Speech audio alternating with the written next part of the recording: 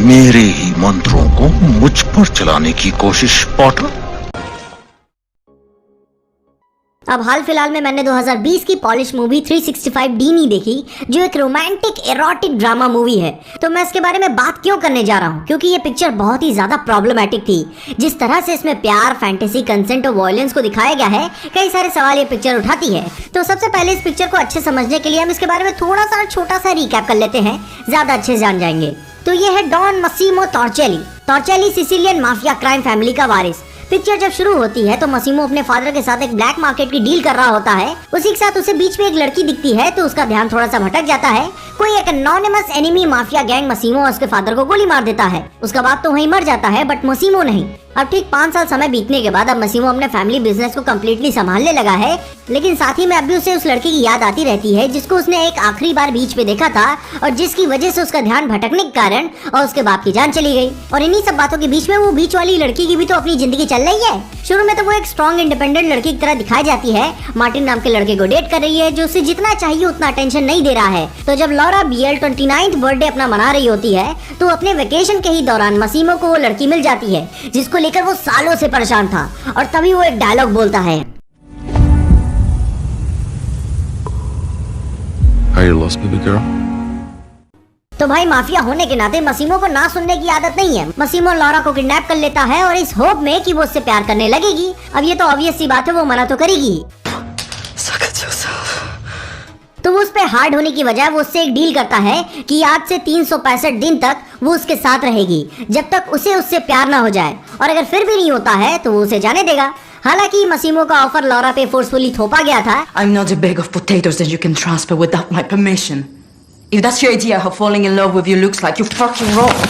जिससे वो एक एक्सटेंट तक मना भी करती है, बट धीरे धीरे लॉरा माफिया की लैविश रिच लाइफस्टाइल में एडजस्ट होने लगती है। और मसीमो भी अपना दांव जीतने के लिए वो सारे पैतरे खेलता है, यहाँ तक कि एक पति की तरह उसके साथ नहाता भी है। अब देखो, ये कहानी तो मैंने आपको बहुत ही छोटे वे में समझा दी, लेकिन इसके बाद और इसके अंदर जो चीजें चल रही हैं वो बहुत ही ज्यादा प्रॉब्लमेटिक है, जिसकी वजह से ये मूवी कॉन्ट्रोवर्शियल बन जाती है। और आगे लॉरा का मसीमो के प्यार में गिरने का सबसे बेस्ट और फिलोसॉफिकल साइंटिफिक आंसर है स्टॉकहोम सिंड्रोम। क्योंकि भाई जो भी कहो, मगर मसीमो ने लॉरा के साथ तो जबरदस्ती ही की थी ना। अब देखो, इसकी मीनिंग के बारे में मैं आपको अपनी पिछली वीडियो में समझा ही चुका हूँ, मगर जो लोग नए हैं वो जान लो। तो स्टॉकहोम सिंड्रोम में एक साइकोलॉजिकल रिस्पॉन्स होता है जहाँ पे अब्यूज्ड विक्टिम्स अपने ही किडनैपर्स या अब्यूजर्स से एक साइकोलॉजिकल कनेक्शन बिल्ड करने लगते हैं।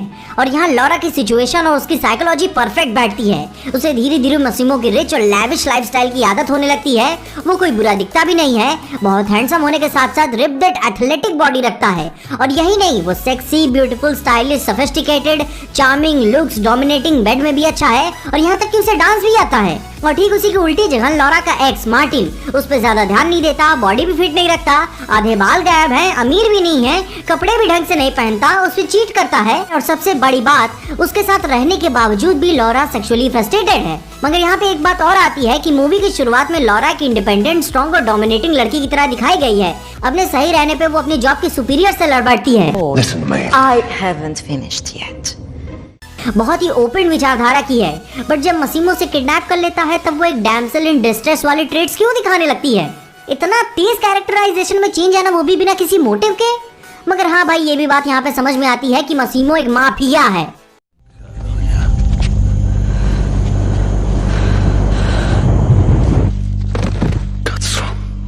लॉरा यहाँ तक उसे कुछ लोगों को मारते हुए भी देख चुकी है, तो भाई गांठ फटना तो लाजमी सी बात है। मगर इन सब बातों के बावजूद भी पिक्चर अच्छी है कि नहीं? अब देखो, इस पिक्चर को ऐवे ही अच्छा या बुरा कह देना कोई गलत बात होगी, कोई एक वैलिड रीजन तो होना ही चाहिए।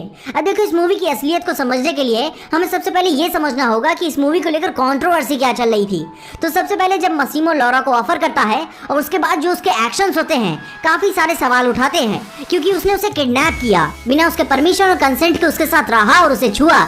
ये सारी बातें तो अटपटी लगती ही हैं। यहाँ तक कि मूवी के शुरू में मसीमो का बाप उसे मरने से पहले फन और प्लेजर को छोड़ने की बात कहता है।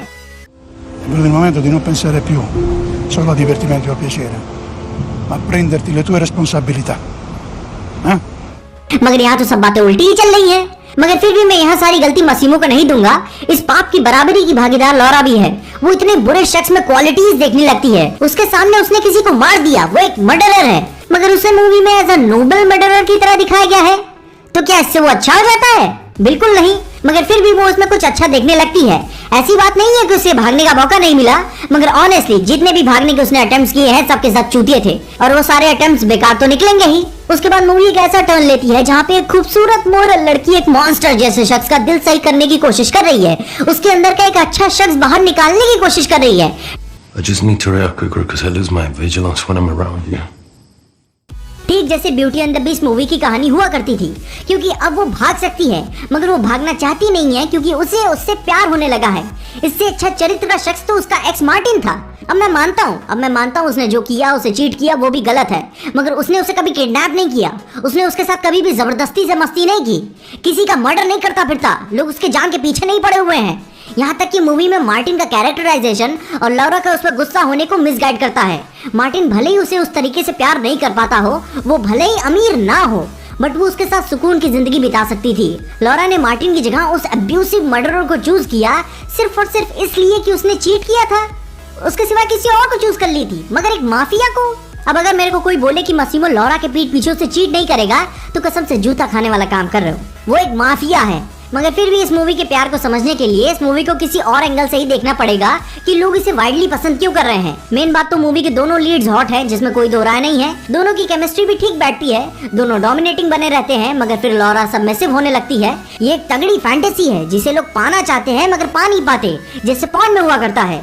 वो आपकी फीलिंग्स के साथ खेलता है, लोगों की बैड बॉय वाली फैंटेसी होती है। ऊपर से क्या क्वालिटीज नहीं है इसके अंदर। अमीर है, अपनी बंदी के साथ टाइम स्पेंड करता है, उसे देश दुनिया घुमाने ले जाता है, जो चाहे वो शॉपिंग कराता है, हैंडसम है और बॉडी भी है, और ऐसा लड़का कहाँ मिलेगा आपको। मगर इन सब बातों के बावजूद भी मूवी में sexual assault, kidnapping, domestic violence, softcore thrills, Massimo Laura को जैसे ट्रीट करता है, उसके बाद लौरा का उस पर रिस्पॉन्स, वो भी इतने ग्लोरीफाइंग तरीके से, वो तो गलत लगता है।